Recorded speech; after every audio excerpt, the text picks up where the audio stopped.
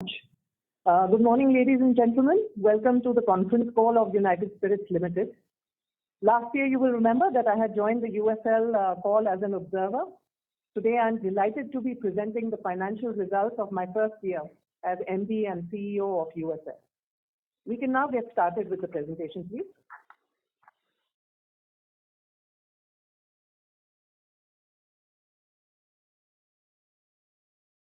Next chart, please.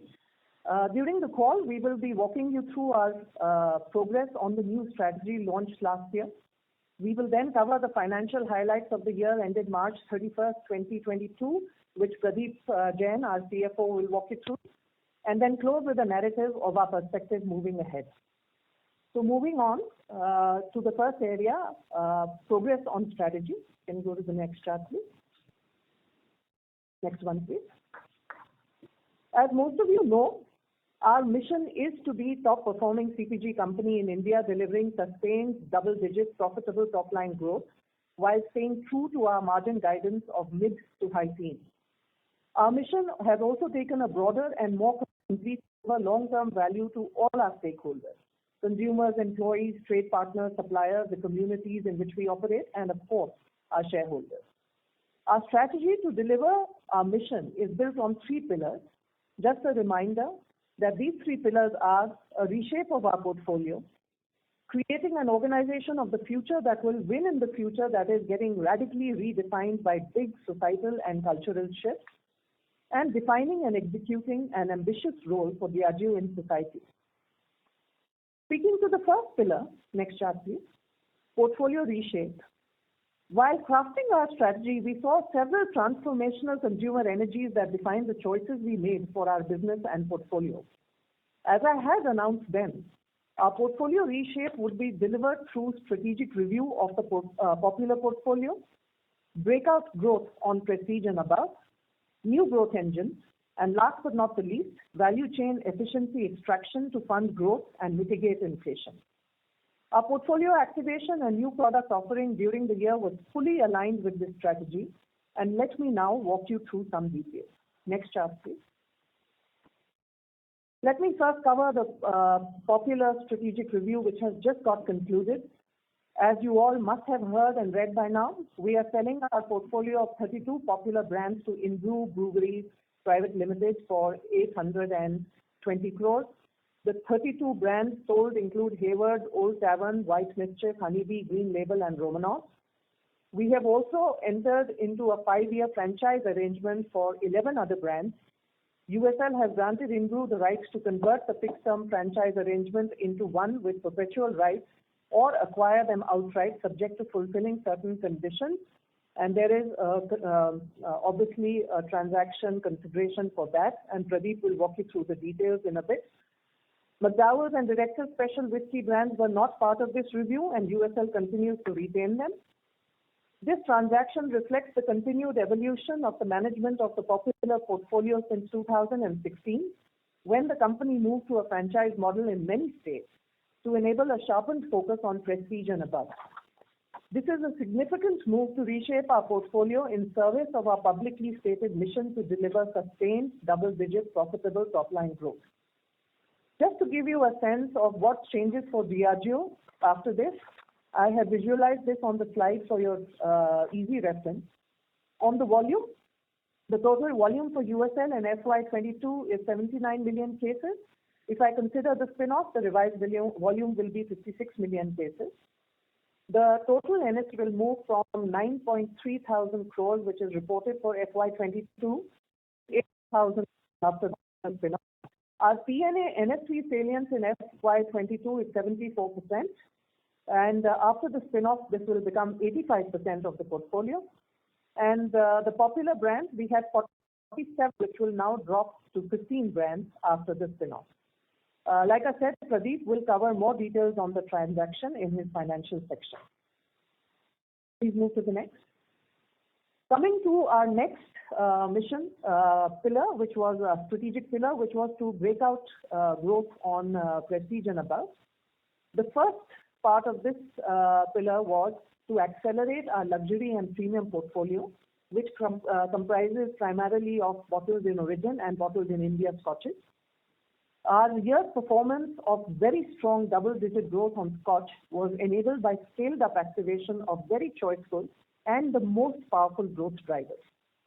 On Johnnie Walker, there was a bold and vibrant play in culture during the year. The global Keep Walking anthem was launched in India. It took over YouTube, Hotstar, and several other digital platforms, reaching more than 100 million consumers. Quotes from cultural trailblazers were seen across high-impact out-of-home sites in 8 cities, including the airports. We hosted the first ever drone show in the category across the night sky in Goa on New Year's Eve, a reminder of positivity and resilience as we ushered in the new year. This was witnessed by more than 8,000 people celebrating on the beaches of Goa and reached out to more than 10 million people on digital. Our on-ground presence on the India-South Africa series was unmissable and placed Johnnie Walker top of mind with every cricket fan in India. We've unleashed our new visual identity across more than 400 off-trade stores to completely reframe the shopping experience for consumers at these walk-in stores. Revive the Night was a commitment to regenerate the lifeblood of social culture and the nighttime economy. With Revive the Night, Johnnie Walker inspired people to keep moving forward and revive their after hours as a community, bringing together the biggest collaboration between bar communities, trending musicians, and culture curators to invite people to revive socializing spaces that have been so integral to our after-hours experience. This had 100 million social media reach. It was activated in 650 outlets with more than 70,000 serves in hand. Can you please show the video?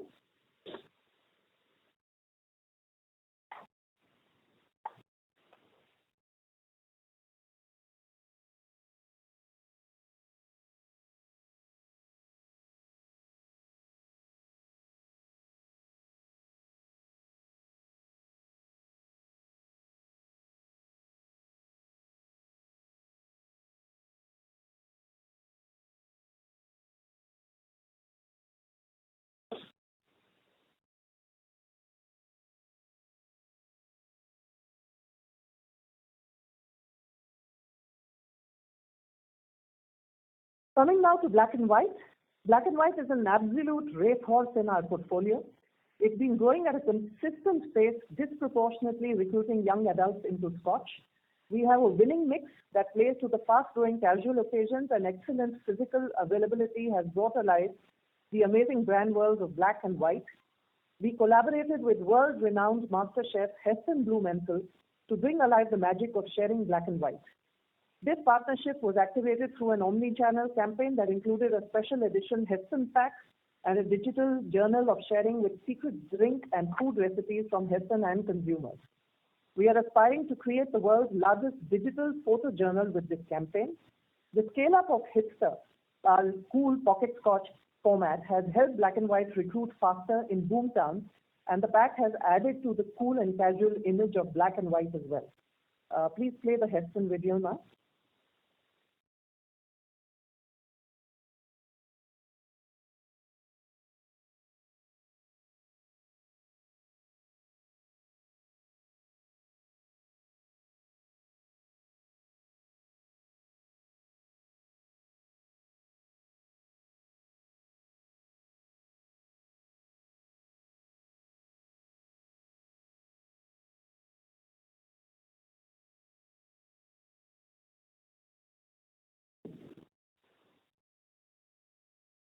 On Black Dog, it's been a landmark year with the renovation being rolled out into the market. We did a complete renovation of the brand, including the brand world and its packaging. The renovation has taken the market by storm, and we've set the brand on a growth trajectory that will continue to fuel growth for many more quarters. The second half of the year witnessed the coming together of two icons as Keira Knightley embraced the art of savoring the pause with Black Dog in a brand new campaign. We also launched the 14-year-old edition to further build the brand credentials. This variant strengthens the provenance of our liquids with the Linkwood distillery. Black Dog is growing ahead of category, and our brand health metrics too have seen substantial improvement. Can we please show the video now?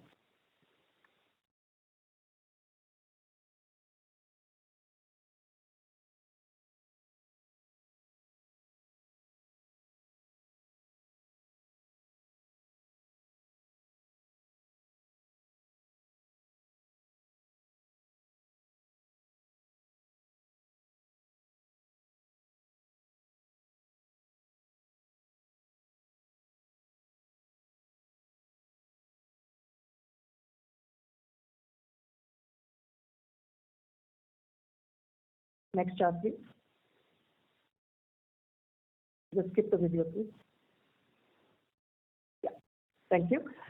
During the year, we also made big moves in our prestige portfolio. We relaunched Signature, which has a future-forward proposition. Signature is crafted 100% from nature, and it is more sustainable now. The glass has circa 40% recycled content, and the bottle carton made from Forest Steward certified responsibly sourced paper. This has shown resonance with consumers across Tier 1 and 2 towns. In the markets where launched, we are seeing significant growth momentum, and the brand is performing ahead of category growth. We will continue to leverage this momentum in the new year. We also launched Royal Challenge American Pride during the year in a few markets. Consumers have really liked this smooth and accessible whiskey with international credentials, especially the younger legal drinking age consumers. We have seen strong trial levels, even stronger repeat levels on the brand, and we will continue to roll out the brand to achieve national presence. On Royal Challenge Whisky, a renovated bundle was launched in Delhi with hyper-local communication, reaching 10 million consumers and refreshed retail visibility. And a new variant launched in Telangana and Maharashtra at a very competitive price point. Royal Challenge Whisky is witnessing very positive momentum in all these 3 states on the back of these initiatives, showing strong and sustainable volume gains, and we will continue to roll out the restage of Royal Challenge Whisky in the new year. Next chart, please. McDowell's No. 1 Whisky has continued its robust momentum post the renovation. Next chart, please. We continue to invest in the brand across key markets. We are very proud of the fact that McDowell's No. 1 partnered with 6 IPL teams as the official celebrations partner to create a new language to express Yari, the No. 1 Yari cheers. Apart from content created by the team players that is getting aired on YouTube and Hotstar, the brand engaged with a host of celebrity and micro-influencers to drive engagement on social media. Key No. 1 Yari points across key states were also activated with a high decibel engagement activity during purchase. This engagement is reaching over 50 million consumers. Please go back to the last chart and play the video.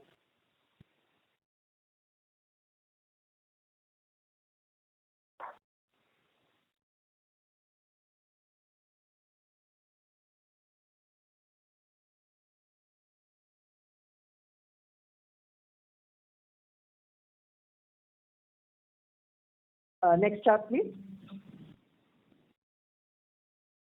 The third aspect of our portfolio reshape is new growth engine.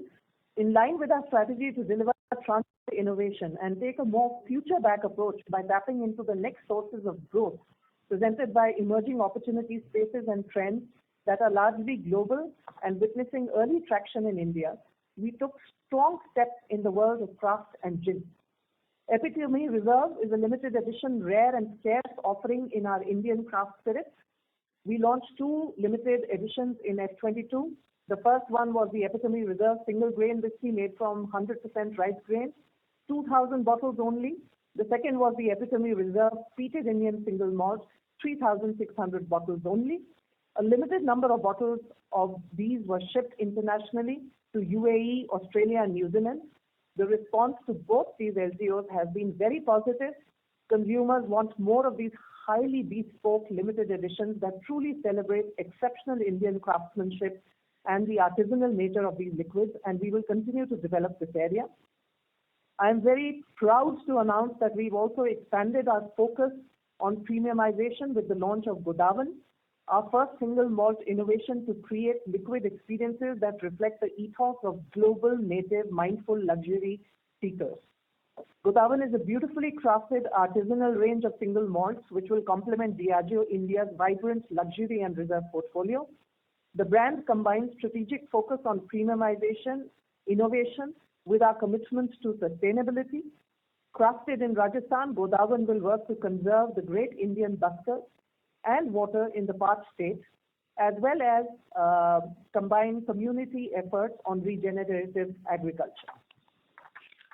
We are very pleased to inform you that not only has Godawan received highly positive response, it was also the official pouring partner at the Cannes Film Festival, couple of weeks ago in partnership with the NFCC.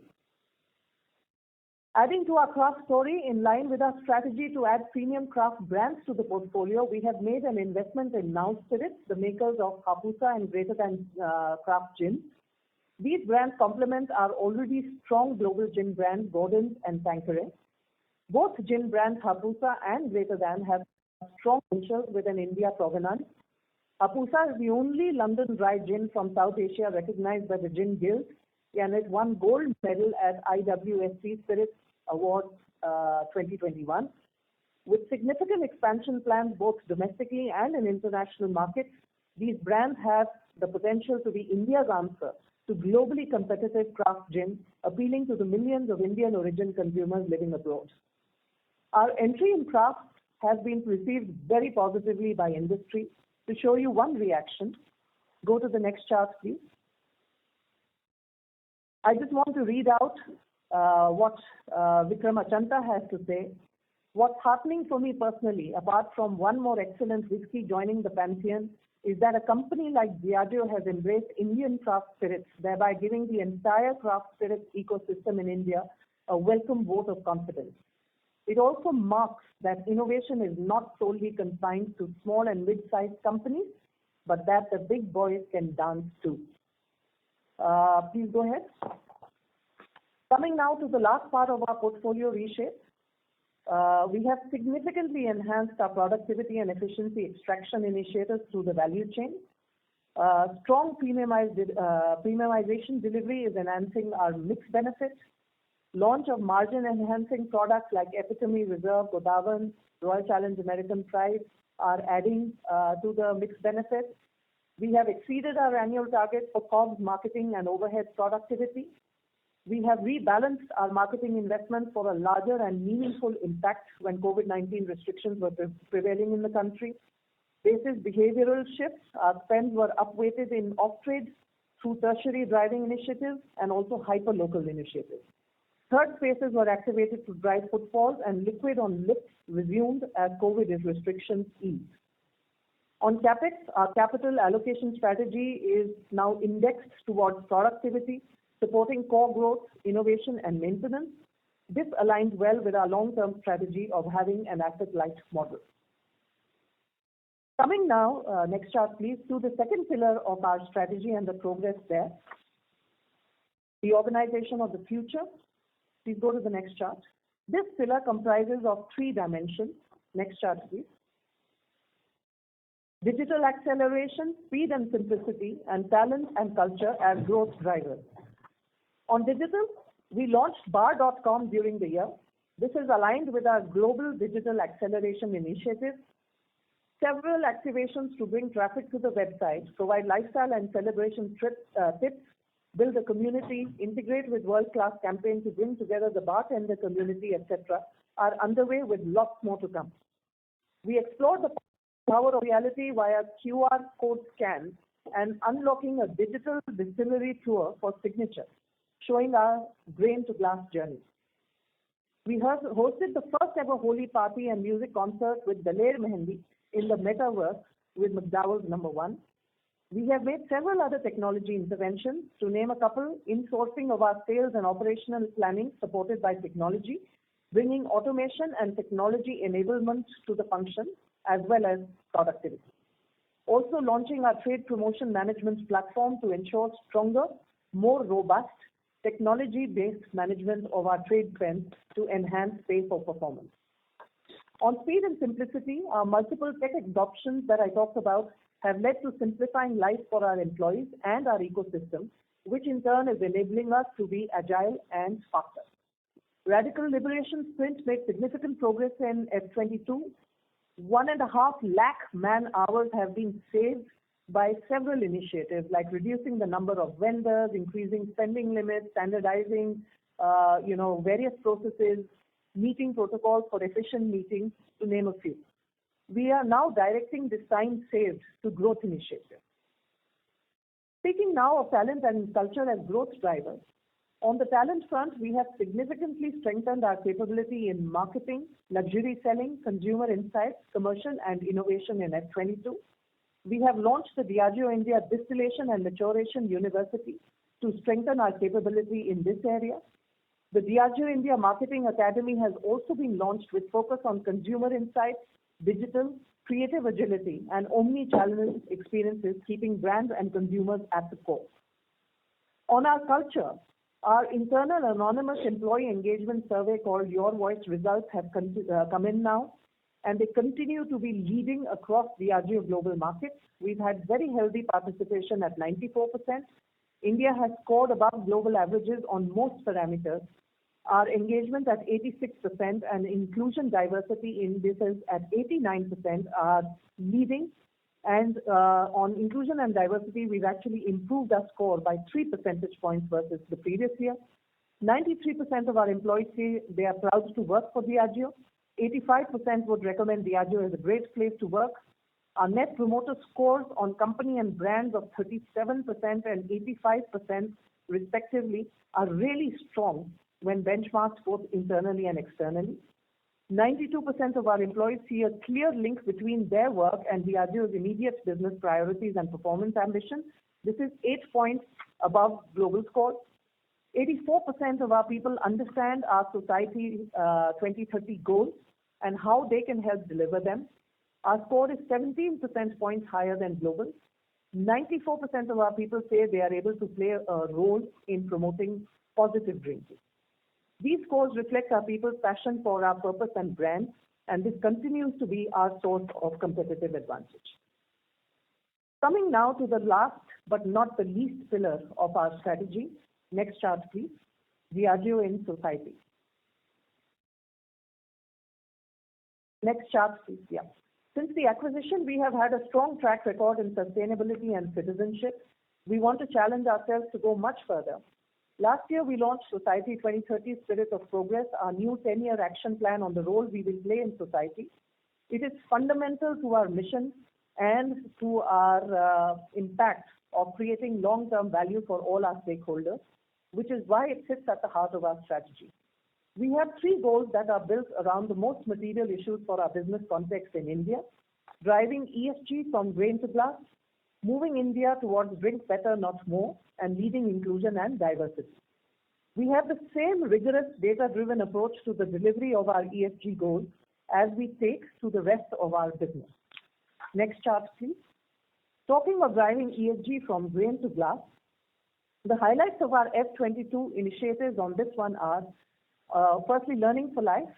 To provide sustainable livelihood opportunity to youth, we admitted 925 students versus a target of 800, with 54% women to undergo training in business and hospitality skills. 610 have already completed the course, and 156 students have been placed in jobs with an average CTC of 12,000. On water stewardship, preserving water for life, we initiated work across 3 of our factory locations, Nashik, Nanded in Maharashtra, and Tumbalgoru in Karnataka, to replenish about 4.62 lakh cubic meters of water. On our extended producers' responsibility on plastic waste, we have collected 41,000 metric tons of consumer plastics by March 22 and recycled through our EPR system. By end June this year, we will be plastic waste positive, which means that we will be collecting and recycling more plastic than we are putting out. On our ambition for net zero carbon in our direct operations, our greenhouse gas emission across our own operations has been reduced from 26,000 metric tons to less than 6,000 metric tons, reduction of over 80%, over F20. We are sustaining zero fossil fuels use across our distilleries. We have launched an afforestation drive to plant 80,000 trees to offset our residual greenhouse gas emissions. And we have also signed a contract to double our solar capacity from 1.3 to 2.6 megawatts. Our brands are taking forward our ESG narrative. I've already spoken about Signature and Godawan taking bold leaps on sustainability. We are also taking significant, next chart please, packaging sustainability initiatives which have started in F22. on our hipster packs, which are the stylish portability cool packs introduced on our premium brands like Black Dog, Black and White, VAT 69, and also Smirnoff Vodka. These have been in the market for 2.5 years, and we have now started moving them to biodegradable packs. All Black and White has already moved to the biodegradable format, and all others will go live in the next few months. These are 100% biodegradable and recyclable packs, and a very big step forward on our sustainability initiative. In line with the Diageo global communication on 27th April 22, announcing that Diageo is starting a program to remove cardboard gift boxes from premium Scotch portfolio, Diageo India will lead with our cardboard gift box removal on our premium and upper prestige brands. This phased removal of cardboard gift boxes will test consumer response, reduce waste, contribute to Diageo's 10-year ESG action plan, and will enable us to test and learn and expand to other brands based on the response. We hope the rest of the industry will follow as we take this very significant step towards sustainability. I have already spoken about our plastic initiative through the extended producer's responsibility. I will come to the last one, which is digital track and trace. We have been working on a blockchain-enabled track and trace for our brands, and this will go live over the next few months, enabling transparency of our sustainability initiatives. For our key brands, we will be able to trace back the product journey from blend to finished goods, providing auditable sustainability data. Again, another significant step towards our commitments to become more sustainable. Coming now to moving India towards drink better, not more. Next chart, please. We have several initiatives which have progressed during the year. To curb underage consumption, through our program Act Smart India, we have educated 60,000 students, with 37.5% taking a survey to capture attitudinal shift against the target of 20%. This is quite significant because we are actually able to map not only through the survey and intent, but also a shift in attitudes and behavior through our education program. On the moderation side, 55,000 consumers were educated through the Drink IQ platform. We have also educated people on anti-drink driving through the wrong side of the road. 84,000 consumers reached through this program. We have also partnered with 5 regional transport offices in 3 states, in Rajasthan, Maharashtra, and Uttar Pradesh, and have launched driver sensitization tab lab, where it is now mandatory for all the candidates to go through our program to become eligible for license application. Coming now to the last area of this initiative and this pillar, leading inclusion and diversity. Next chart, please. Diageo India is driving focused initiatives to lead in the CPG industry on progressive and inclusionary work and brand building. For this, we've invested on deep understanding of the relevant cohorts and consumers, including those on the gender and sexual orientation spectrum, not just how to create for them the brands, but also how to project them respectfully, which is not something that has been done consistently in this industry. This has reflected in our work across brands. More than 42% of our brand communication and content have women, not just represented, but leading the narrative, both front and back of camera. Black and White, Johnnie Walker, McDowell's #1, Tanqueray, Gordon's, Royal Challenge, all have women leads, while brands like Black Dog are amongst the first Scotch brands in India with women as the lead storyteller.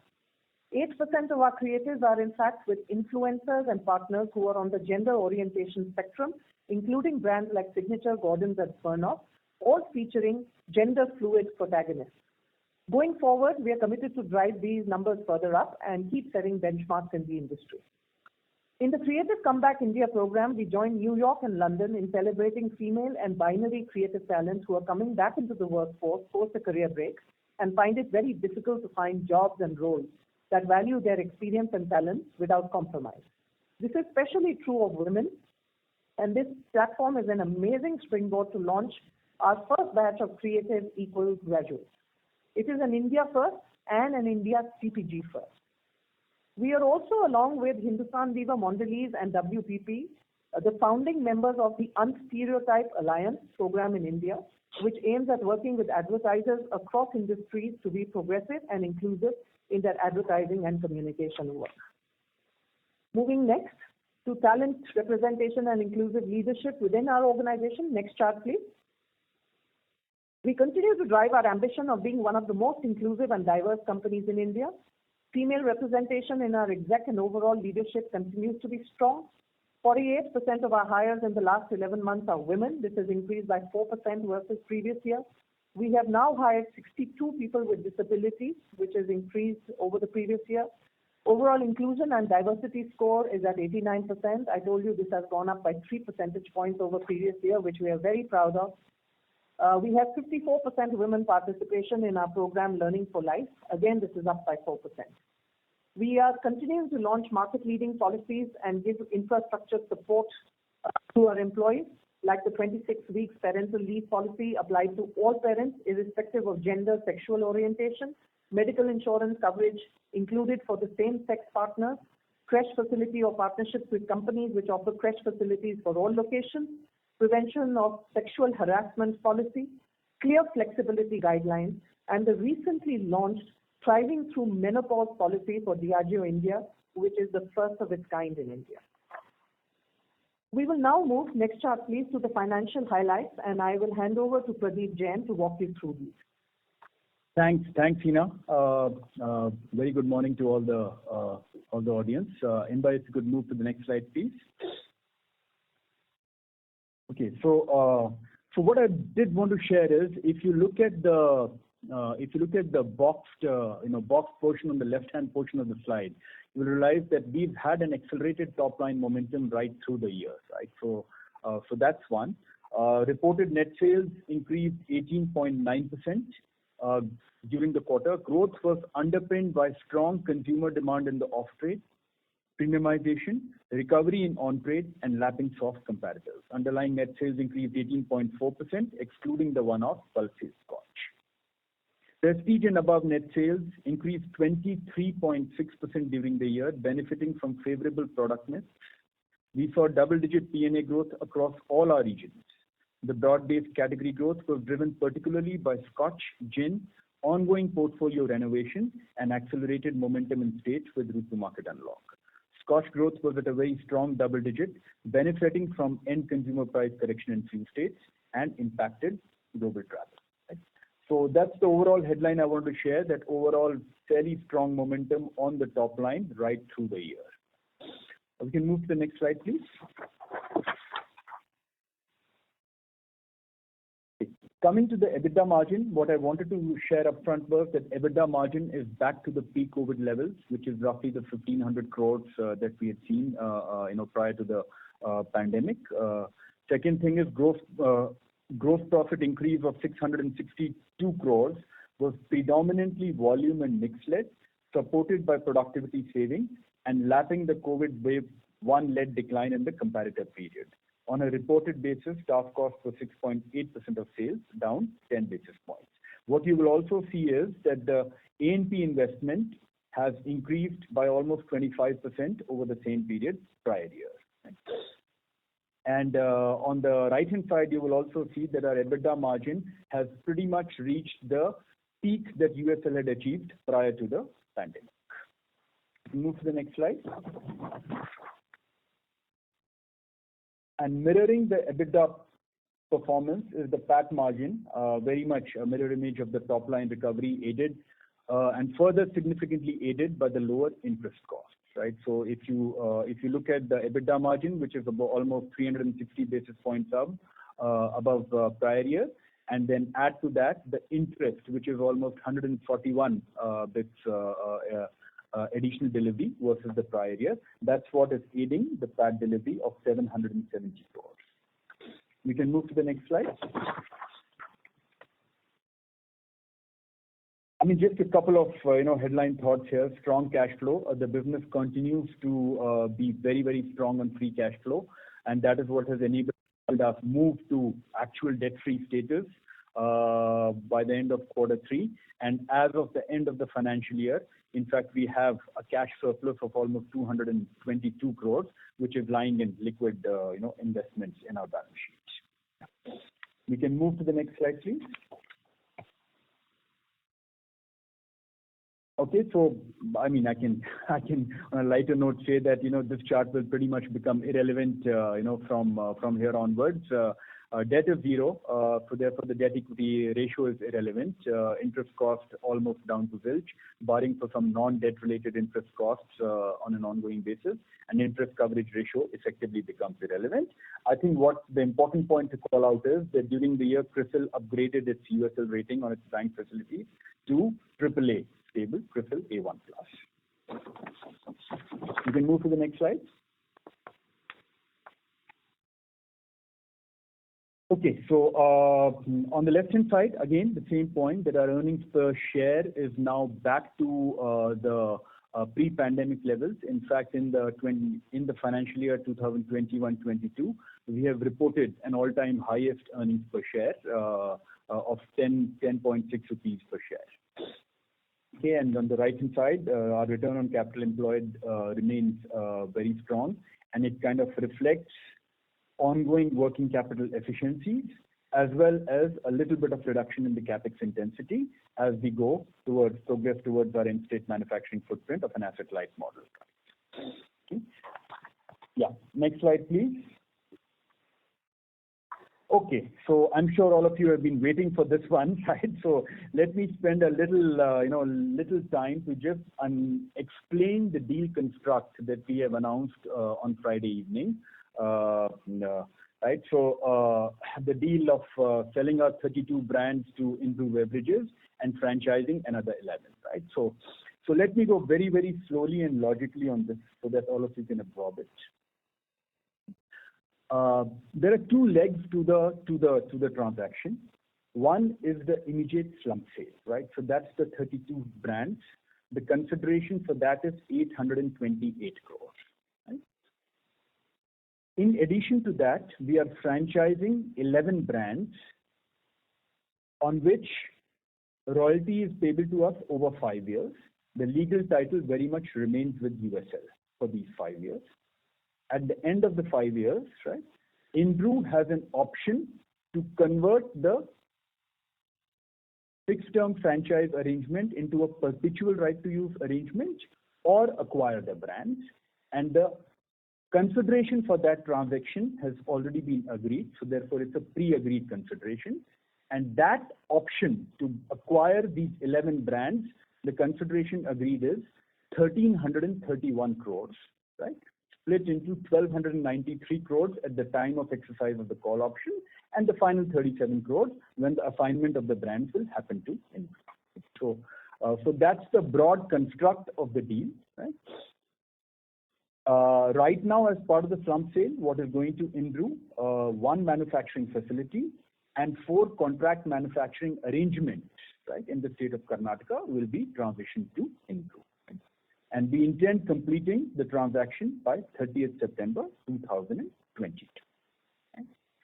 So that's the overall construct, right? And we'll be happy to take more questions in the Q&A session. We can get to the next slide, Inba. Okay, so let me just now hand it back to Hina to wrap up the presentation before we move into the Q&A session. The next chart, please. Thank you, PJ. So looking ahead, we do anticipate volatility to remain in the short term. We anticipate some temporary import supply constraints in the short term and inflationary headwinds to put pressure on our growth and margins. In the face of unprecedented inflation, we are further driving up our proven productivity muscle. Our organization is mobilized and is targeting twice the usual productivity at a total enterprise level, whether it's buying efficiency, sharper choice on investment, or sweating our assets more for operating leverage. We are also fast-tracking progression to our end-state manufacturing footprint over the next couple of years, and we will be in a position to share more details on the same in the coming quarters. We have increased the intensity of our price advocacy engagement with the state, especially with price elasticity being low at the higher end of the portfolio. Overall, we remain confident of the medium to long-term prospects of our industry and on our strategy. Favorable demographics and rapid premiumization bodes well for our industry and Diageo India. We have a really strong portfolio addressing all the growing segments of the market. Our strategy has been validated over the last year, and the consumer insight-led innovations and renovations have hit home and built momentum, which we will leverage moving forward. Our talent intervention and strength of purpose and culture continue to hold us in good stead. We are making significant positive strides in our Diageo in Society Spirit of Progress 2030 goals, with our people fully engaged and committed to these. Our productivity muscle is proven, and the organization is mobilized to dial up productivity to 2 times the historical rate. We have also witnessed regulatory tailwinds over this last year. Last but not the least, I would say our active portfolio management, adding more margin accretive brands, products, dialing up growth on P&A, and the conclusion of the popular brand strategic review will allow us to sustainably meet the double-digit profitable growth guidance in this volatile and uncertain environment. And we will be able to recoup the impact of the transaction on Popular over a very reasonable time period, just as we have seen in such cases within Diageo PLC. For example, in North America, we divested 17 tail brands to Sazerac, and the reshaped business really had a kicker and took off on growth after the deal. Right? So right now, I would say that we are focused on closing the transaction over the next 3 to 4 months, and we will come back to discuss guidance once the transaction is satisfactorily closed and there is some stability in the external environment. We hope the above context has helped, and we will be happy to now take specific questions. Thank you very much.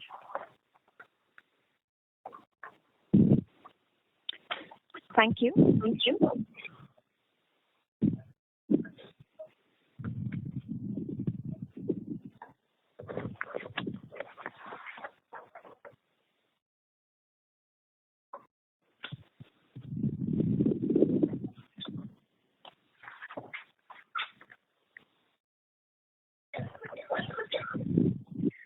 Ladies and gentlemen, we will now begin the question and answer session.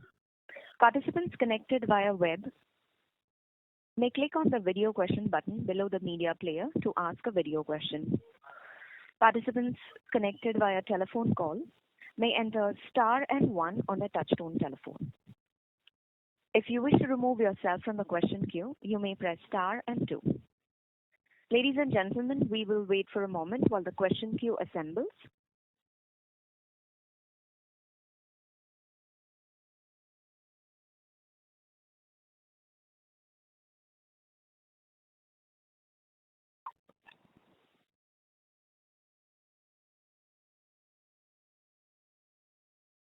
A reminder to our participants, if you've connected via web, you may please click on the video question button below the media player to ask a video question. Participants connected via telephone may enter star and 1 on their touchtone phone.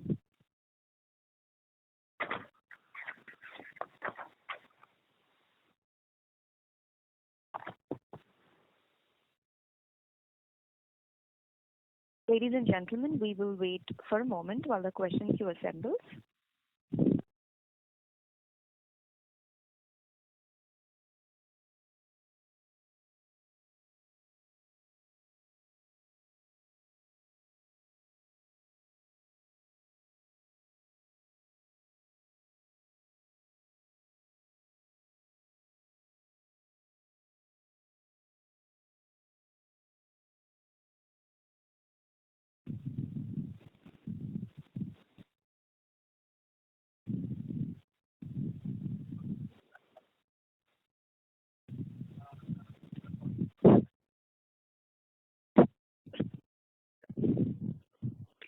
We'll take the first question from the line of Avi Mehta from Macquarie. He's connected via audio. Please go ahead. Hi, team. Thanks for the opportunity. My question was essentially on the strategic sale. I just wanted to understand, while you've given the volume and revenue impact from the slump sale, could you also share the EBITDA and working capital impact, if any? And the second linked question is, for the 11 brands that have been franchised, what is the revenue, EBITDA, and the payment schedule? Because we are not really clear on what is the fixed portion that comes in and the rest that comes through quarterly. So a color on that, please. Yeah, Pradeep can take that question. thank you. Now, so Avi, thanks. Hi, great question, right? So let's kind of try and respond, right? So since you asked the question about both the legs of the transaction, right, I will kind of provide a consolidated view, of the combined leg, and then maybe we can further also. So the EBITDA of the perimeter business, which is the 32 brands which are being sold and the 11 brands that are being franchised, right, is roughly about 195 crores, right, on March 21-22, right? So therefore, the EBITDA margin is about of the perimeter business is roughly about 14 to 15%. The net sales. The net sales is about 1,350 crores, right? So that's the broad breakup. Now, it's important to point out to the audience that this is both the legs of the transaction are a hybrid of our direct and serve model as well as a franchise model, right? So, very headline, direct and serve model, the EBITDA margin is roughly about 11 to 12%. And then obviously there is a kicker that comes on the EBITDA margin because of the franchise, because the entire net sales literally kind of flows down to the EBITDA line. So that provides the kicker and takes it up to about 14 to 15%. So that's the response to the first question, Avi. Hope that answers. And the working capital is an integral component of the enterprise value, right? So on the slump sale part, the working capital is an integral component of the 828 crores, and similarly, the working capital is also an integral component of the 1,330 crores that is on the franchise leg of the brand, right? Your next question was that what's the payment schedule? So the franchise leg, there is only a call that Inbrew has. If Inbrew was to exercise that call option at the end of the 5th year, right, the payment of the 1,330 crores will happen from year 6 to year 10, which is a 5-year leasing. Right?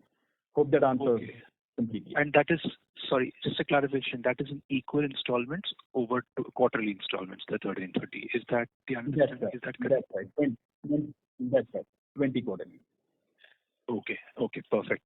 This is extremely helpful. Just clarifying the direct and serve, which is the slump sale margins, those are at 11-12%. The rest is essentially going to be franchised. Whatever EBITDA is there will now flow directly as part of the franchisee cost, at least in the initial 5 years. Okay. So Avi, let me just clarify again, right? Yeah. Slump sale leg as well as the franchise brand leg is a hybrid of direct and serve and franchise currently, right? So therefore, both the legs have an EBITDA margin right now of about 14 to 15%, but the direct and serve makes about 11 to 12%, and then the kicker to that 15% is on account of the franchise royalty that both the legs command currently also. Okay.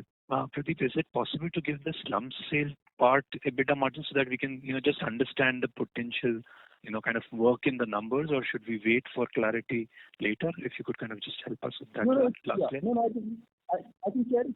I can share. It's about 14 to 15%, right? So the slump sale part is the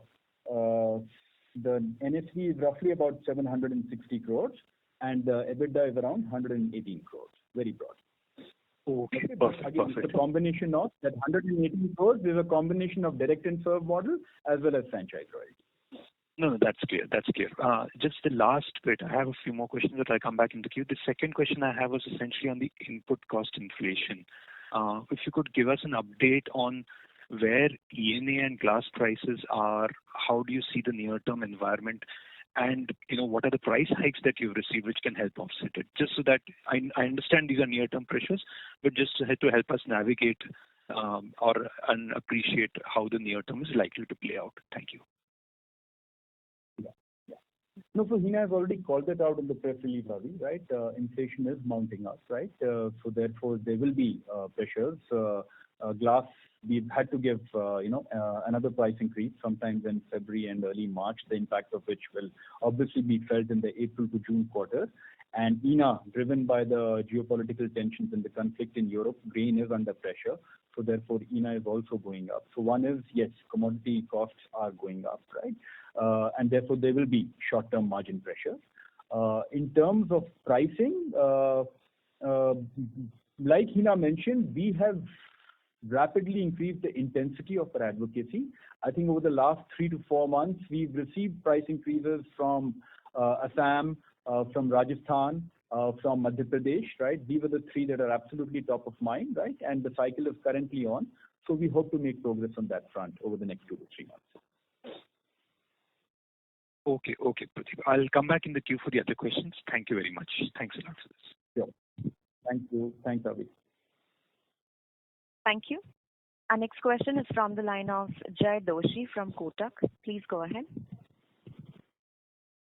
Hi, thanks for the opportunity. Just a follow-up on just a follow-up on the responses. So for the slump sale, revenue is about 768 crore net sales, and EBITDA impact will be about 118 crore. And for the franchisee part, revenue would be balanced 550 crore. And will your royalty fee or franchise income offset the be equivalent to the EBITDA that you are making on that business of 14-15% today, or will that be lower? No. So good question, Jay. Right now, this is it won't. Reality is it won't. The reality is that the business does require a reboot, right? So therefore, our royalty payments are a little staggered and they accelerate over a period of 5 years, right? So obviously, royalties are in the ordinary course of business, right? And I would not want to divulge the details on the royalty, but it will not be in line with the EBITDA that the business generates. But Jay, I would go on to say that, I think with the renewed management focus and sort of reinvestment and resource allocation going more to P&A, I would say that, we would recoup it from the other part of the business, right? So, that should give you reassurance. Yeah, absolutely. I mean, you have to have the comfort, right? That, whatever this unleashes in terms of management bandwidth and attention, we will be able to divert it on the P&A side and extract more out of it. Understood. Now, I've come to understand that this franchise arrangement was partly because of some pending litigations around brand rights and brand logo.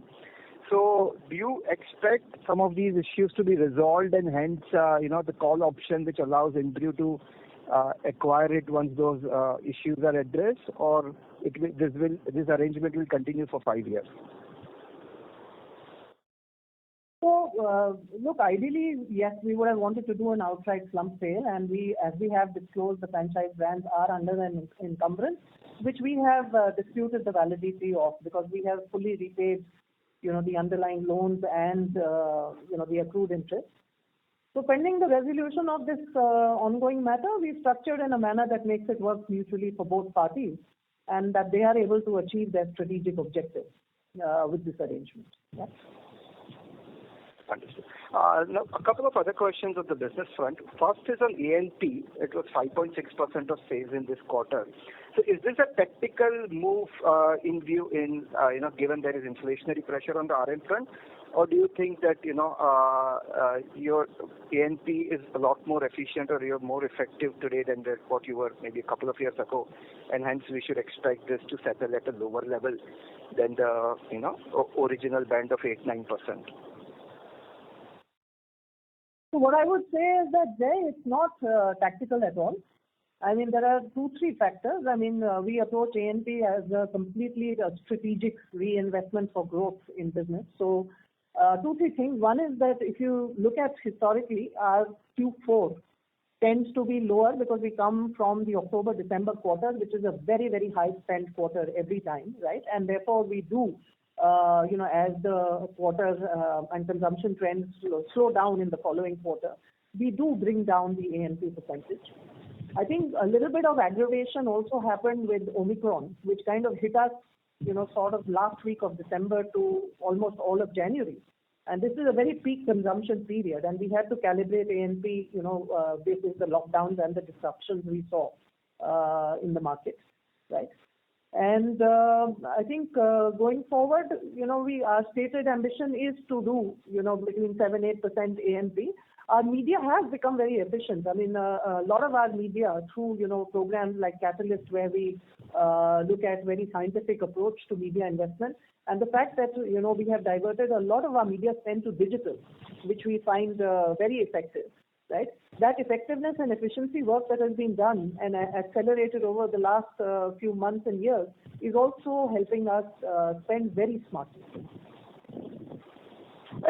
Understood. Thank you. 7-8%, that is after divestment of the portfolio, right? So whatever residual revenue of 8,000 crores, 7 to 8% on that is what roughly would be your ballpark target.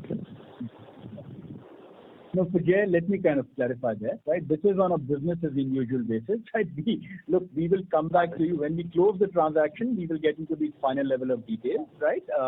On the, after the carve out, the A&P will actually go up, right? Because we never used to spend any A&P on, on the popular part, right? So, so therefore, the A&P as a percentage of NSV is likely to go up post the divestiture. Final bookkeeping question. Can you give a breakup of your RM basket in terms of contribution between ENA, glass bottle and other key raw materials? And what is the level of inflation that you see in the last 6 months or on a YOY basis on 2 or 3 key RM inputs? Yeah. So, I'll give you a headline, right? ENA and glass are roughly 2/3 of our RM basket, right? RMPM basket, right? So that's a good headline to keep, right? It's about 2/3 of our COGS, right? And both the commodities are right now, under inflationary pressures. Glass much more. ENA, we would want to believe it's more short term, driven by the geopolitical tensions. Possible to give us some number in terms of whether it's 20%, 30%, 40% or even more? I would say that, it would be in the range of about, close to double digits. Understood. Thank you so much. That's it from my side. Thanks a lot. Thanks, Jack. Thank you. Our next question is an audio question from Harit Kapoor from Investec. Please go ahead. Hi, Harit. Yeah, hi. Good morning, everyone. So I just had 2 questions. So firstly, just wanted to get a sense from you is what is the residual kind of franchise income, that remains in the business? Was there any, thing, in terms of Director Special or McDowell's number 1, for in any of our non-core or non-core states, that still remains? That's the first question.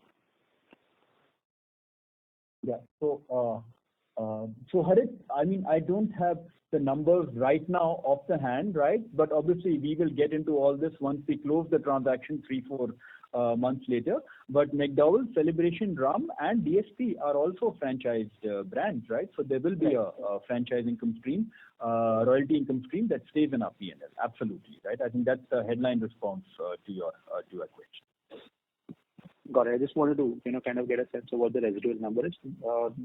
That's all right. The second question is, on the working capital unlock.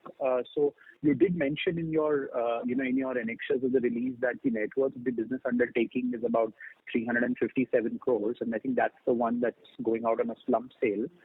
We just wanted to get your sense of whether, you can give a complete total working capital or total capital employed unlock that you could see, or should we wait for that, once the transaction is complete?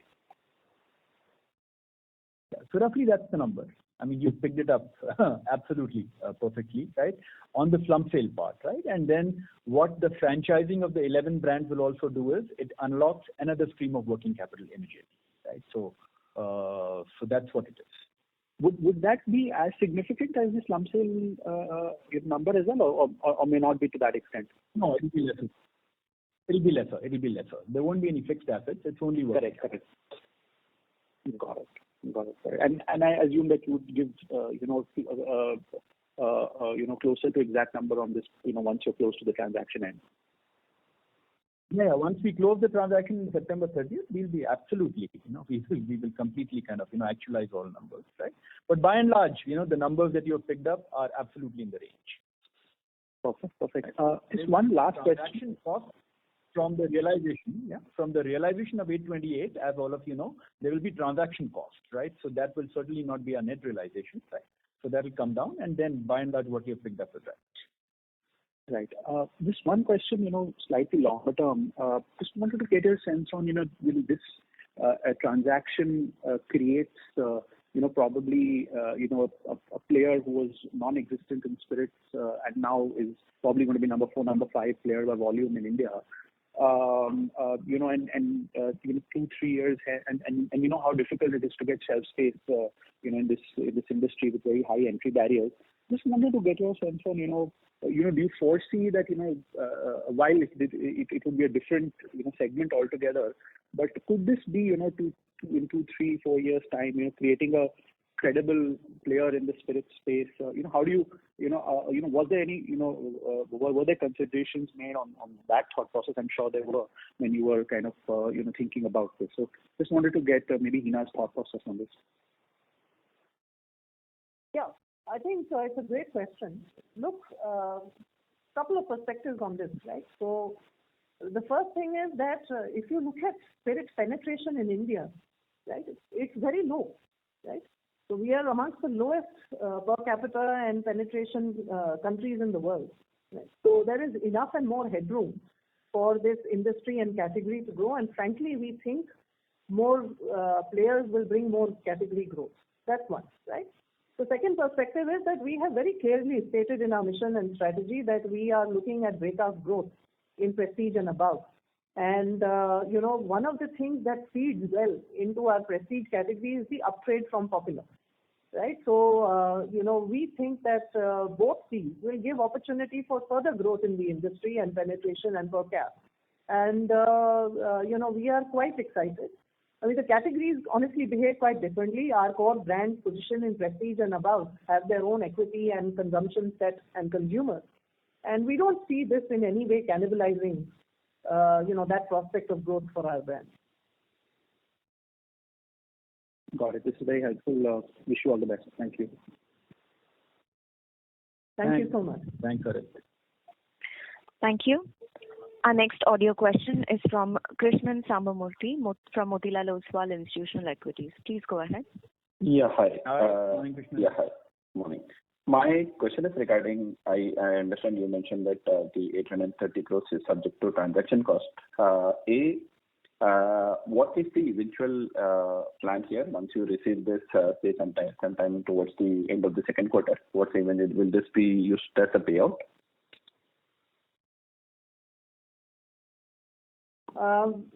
Krishnan, I think the payout, clearly, that one-time cash, dividend payout is subject to wiping out of the accumulated losses. Sure. Right? So we will first have to achieve that state before we do dividend distribution. But clearly, I think this does accelerate our journey towards dividend distribution. Sure. My second question is something that you mentioned that the encumbrances are something that you are confident clearing. Because you've paid out those loans. Is there also any approvals to be sought from the Competition Commission? And is that on a national level or is it on a statewide level? No. There are no CCI approvals required in this transaction. Okay. Very useful. Thanks. So it is only the encumbrances that is a barrier that is to be cleared, right? That's right. Yeah. That's right. Very useful. Thanks.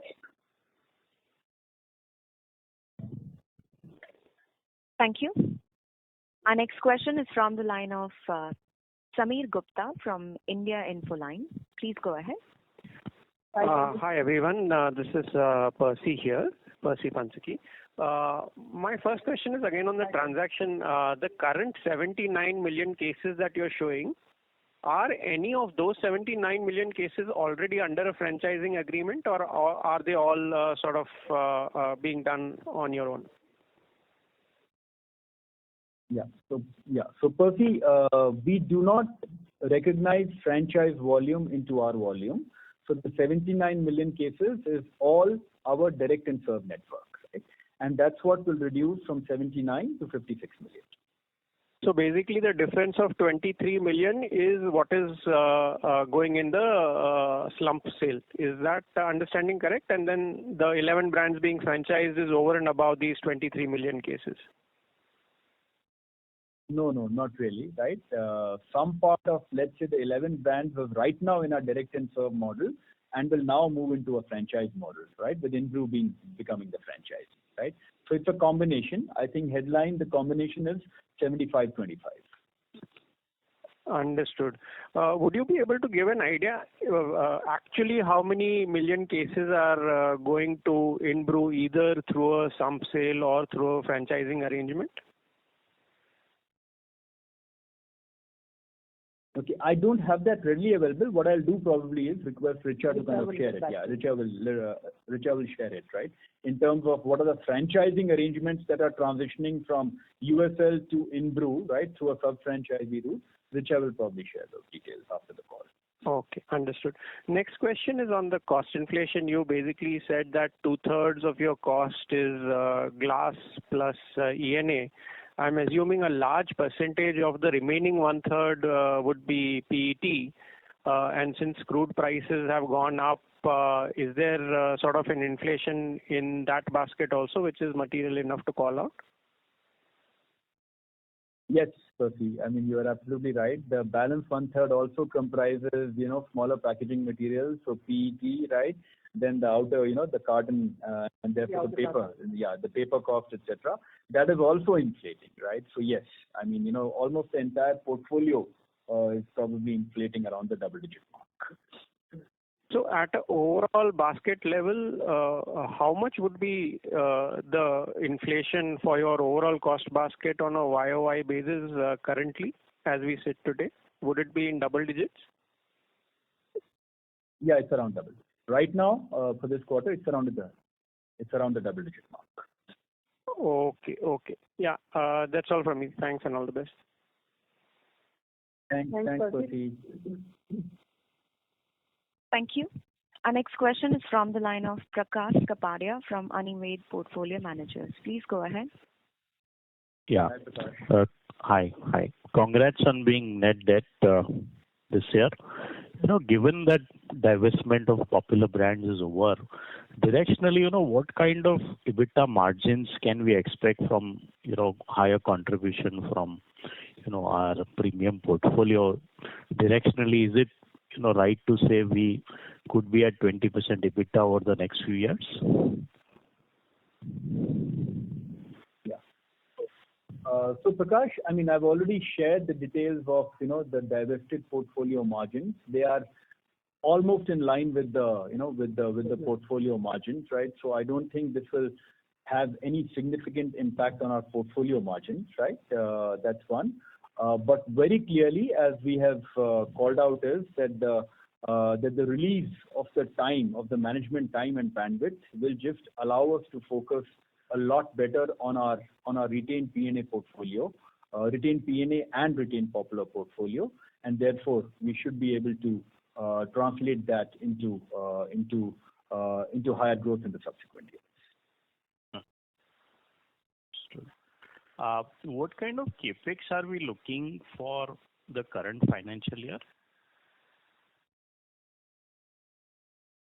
Nothing materially different from the historical run rates, Prakash. Okay. And what could be helpful, once we have the accumulated losses wiped out, which is, a very small number, maybe, if we can communicate a capital allocation policy in terms of dividend or buyback, or what would we do, that would be helpful going forward. So I think over the next few months we can finalize that and communicate that. That would really give a sense of direction, what shareholders can expect. So just a small suggestion. Absolutely, Prakash. That is, Absolutely. Yes. that's the topmost priority. I mean, we are ready with our policy, right? So we just need to time it with along with when we are close to kind of wiping out the law. Sure. Thank you. All the best. Thank you. Thank you. Thanks. Thank you. We'll take our next question from the line of Suresh Pardeshi from Centrum Capital. Please go ahead. Hello, Suresh. Hi, Hina. Hi, Pradeep. Good afternoon. Thanks for the opportunity. Hina, in your opening remarks, you made a very interesting comment. You are going to follow hyper-localization policy. Is that going to be through a M&A route, or we will expand our own franchise? The hyper-localization actually comment that I made was in context of our marketing activation, right? And, especially during COVID, we've seen that basically, obviously markets were opening, shutting at, different times, right? So there were different disruptions across different periods of time. And the hyper-local activation actually refers to our marketing program, not the part of business that you're talking about. Okay. No, I was just under the impression because now we're going to get a lot of money, and is that the M&A route where we are seeing, and we have seen now Spirit acquisition. So is that the significant allocation which will go towards the such niches? So as we did state even when we launched the new strategy under the guidance of our board, right, we are going to continue to allocate capital in a way that enhances long-term value to our stakeholders. I mean, absolutely, dividend distribution is a top priority for us. And definitely we will be looking for, opportunities for growth or productivity alliances. And if some interesting opportunities come, then we will definitely be open to them. So, we will continue to look for these opportunities. Sure. Yeah. And Suresh, I'll just add to what Hina has mentioned. I mean, we were not waiting to become debt-free to exploit these opportunities, right? We had enough leverage on our balance sheet. It's a strong free cash flow generating business, right? So, as and when we get the opportunity, we will anyway go ahead and seize that.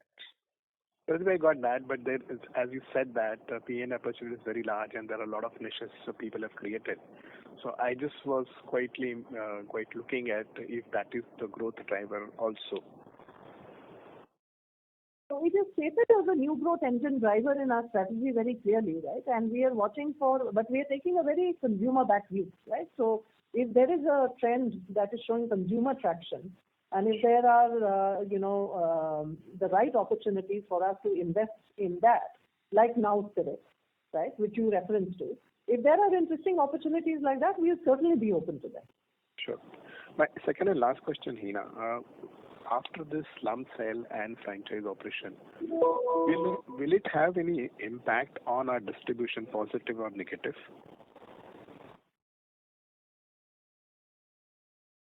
Actually, the P&A and popular businesses were operating pretty independently, right? So there is no dis-synergy in this transaction, and our operation on P&A continues business as usual. It was independent, even in the states where we had franchise arrangements for Popular. We've had an independent Prestige and Above frontline force, etc. So the answer is no. This does not have any impact on our ongoing business.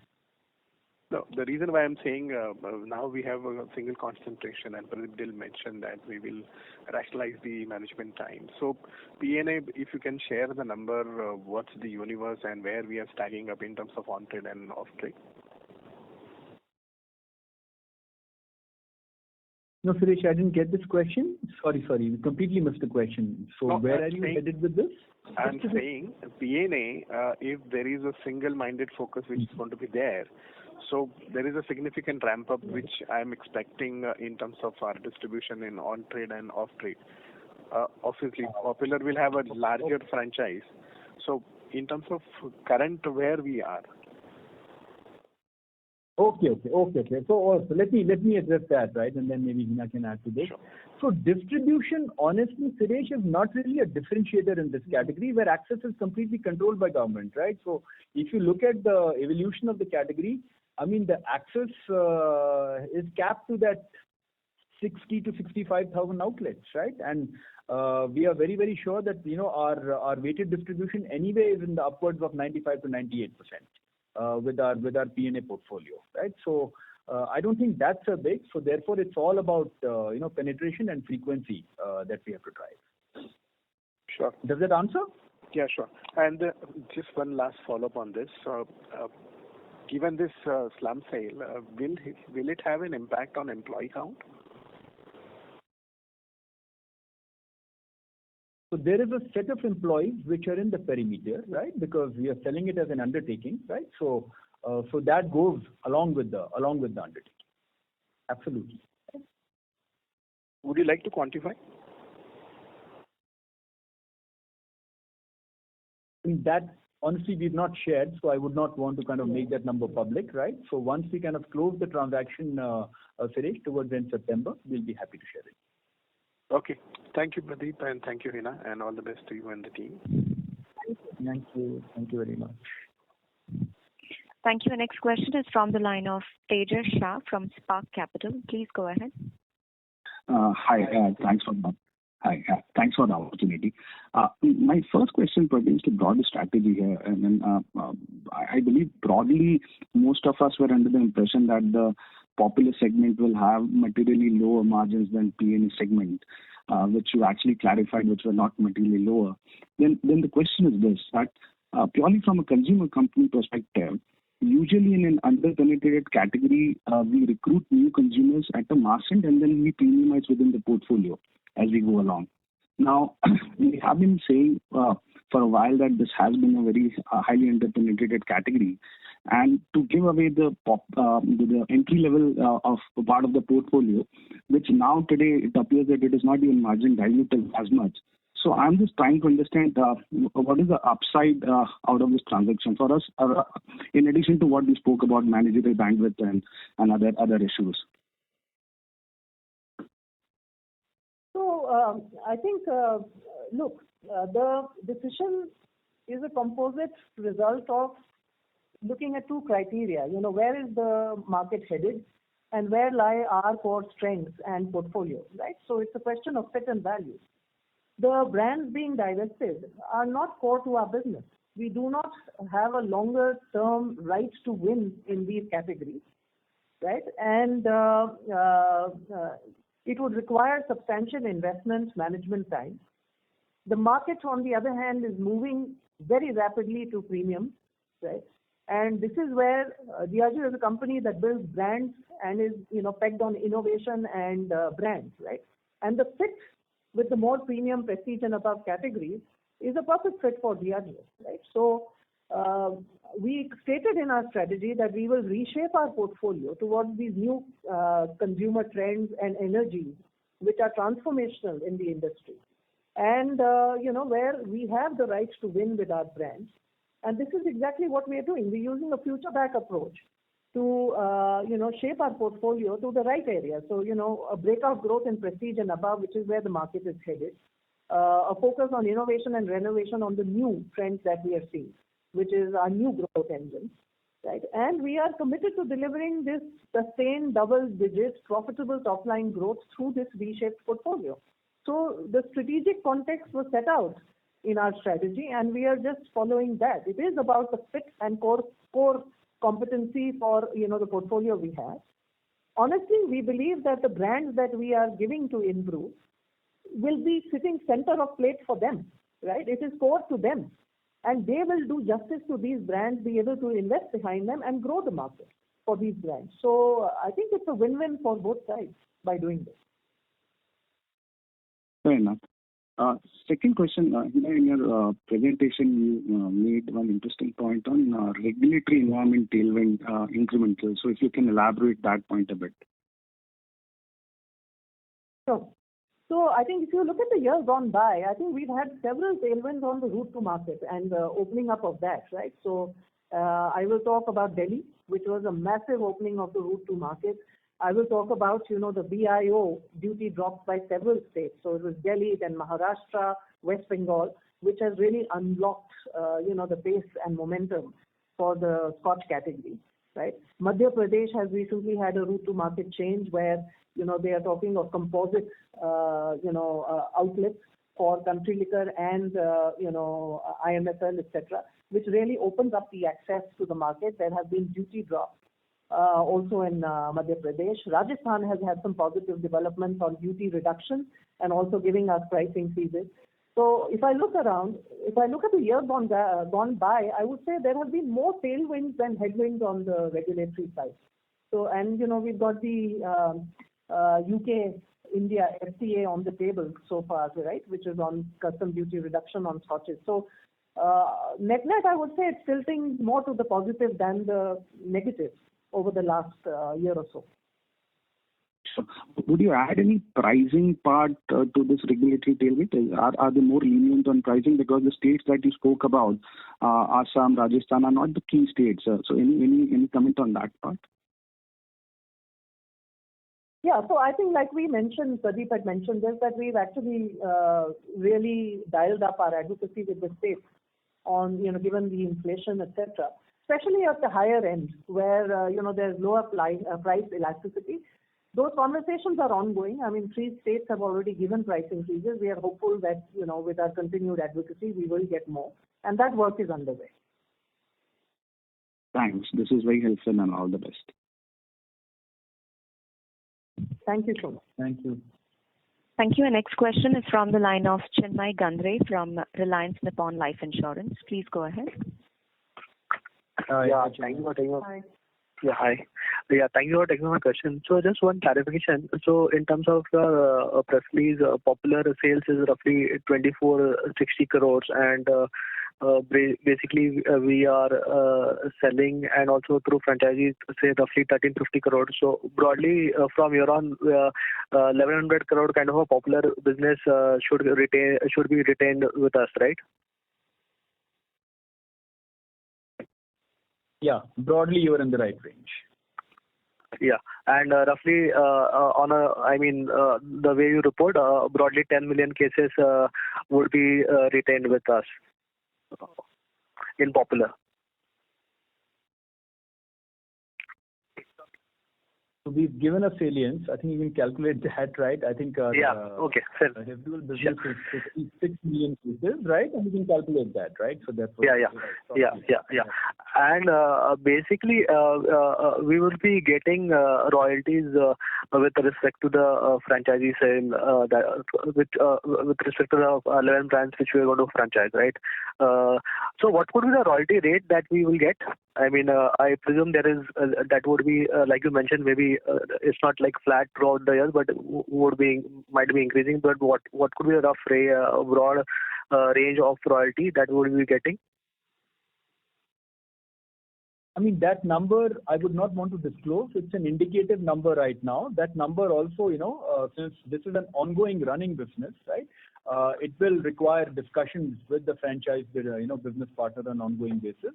But yes, the royalty in the initial years is a little low, so that it gives the headroom to the franchisee to invest back in the business and resurrect the momentum, and then it kind of accelerates towards the rear end of the agreement. Sure.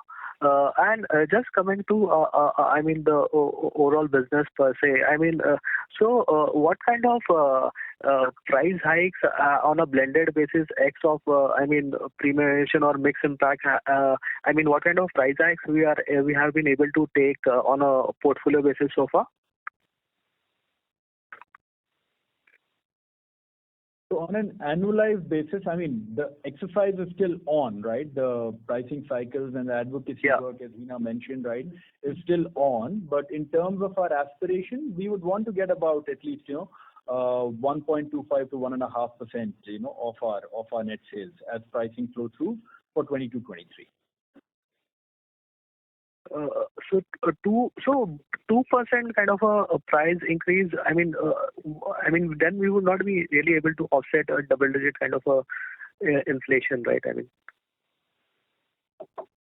Yeah, so I think we've always said that how we offset inflation is a combination of 3 things, right? So it's pricing, it's productivity, and it's mix, right? So there is a substantive mix kicker that we are seeing with our new strategy, and we continue to keep dialing that up. Our productivity usually offsets half the inflation. So, in a typical year, right, we would do 1.5-2% pricing. We would do another couple of percentage points of productivity. And we are dialing that up this year given the inflation levels are higher. So I mentioned in my opening that we are looking to deliver, double the historical rates of productivity within the organization. So we will continue to dial up all three to achieve, our mitigation of inflation and, EBITDA guidance, right? Sure. Thank you. Thanks. Thank you. Our next question is a follow-up from the line of Avi Mehta from Macquarie. Please go ahead. Yeah, and Inba will just make it the last question, right? We're on time. So, Avi, Hi, Avi. You're pretty much joined the curtain. Okay. Just two bits on the prestige segment. One, if you could give us a sense, how's the Scotch growth in fourth quarter? Because we did see realization growth coming off. So any color on that, please? Scotch has continued to grow high double digits in the quarter. Like I mentioned, there was some, temporary bump with the Omicron in a peak consumption period. And clearly, the Scotch markets were a bit impacted during that month, right? So, other than that, Scotch continues its robust momentum. Perfect. And the second bit was more of an understanding. See, you launched Godawan. Is that IP with USL or is it with Diageo? How does that? That's with USL. So how does it work in terms of the portfolio? You have some of Diageo's, we have very good brands from Diageo, which we are also selling, which are in a very attractive price range as the consumer premiumizes. You have in the prestige, which you have. So is there no, you can go in any pricing that Johnnie Walker, for example, is also present in, or we would prefer to kind of operate in different price points? Any understanding on how do we look at the space now that the focus will be on the prestige only, and there are some very, very good brands over there from Diageo as well. Thank you. So I think I would say, Avi, that we are led by consumers first, right? So, and I highlighted this when I was announcing strategy, that one of the things we've seen is that while there is a very big equity for brands like Johnnie Walker and our global brands, Gordon's, Tanqueray, Johnnie Walker, etc., and our malts, right? There has been a sort of trend of local pride which has been developing in India, and it's actually got accelerated during this period of COVID, right? And so there is a group of consumers who like this Indian craft, and they like artisanal, limited, rare and scarce editions of whiskey, etc. And understanding that trend, we have launched brands like Epitome Reserve and Godawan. And these coexist because the consumer drinks repertoire. The consumer does not drink only one drink. The consumer drinks different brands of whiskey, and the consumer drinks whiskey and gin and other white spirits, right? And so we need to provide the repertoire. We have absolutely no restrictions from Diageo to launch any brands. It is purely from consumer insight. Price points are set to be competitive in the market against the relevant offerings, or if we are creating a new offering, we have our own benchmarks of how to price the brand. So it is very much a consumer-led exercise and nothing to do with USL stroke Diageo in the sense of brand portfolio, right? So we will continue to grow both our international brands and continue to look at the craft and Indian whiskey space. Okay. So, you're essentially filling the white spaces and let the global strength or brand ceilings, we'll kind of exploit that by our distribution strength that kind of, that USL kind of possesses. That is the way I should kind of read through. Yeah. No, I think the way to say that is that there is a relevance of both brands in the life of the consumer with their respective positioning. And we are addressing all the opportunity spaces that consumer trends are providing. Okay, perfect, Ina. Thanks a lot for this, and wish you luck for this. Yeah, thank you so much. Thank you so much. Inba, can we wrap up the call now? Yeah. Yes, sir, that was the last question. So I would just like to thank all our audience participants. Thank you very much for being here today. And it's been a pleasure sort of taking you through our business progress and context, and also being able to clarify all your questions. Bye-bye. Thank you so much to all. Have a great day. Thank you. Thank you, members of the management. Ladies and gentlemen, on behalf of United Spirits Limited, that concludes this conference. We thank you all for joining us, and you may now disconnect your line.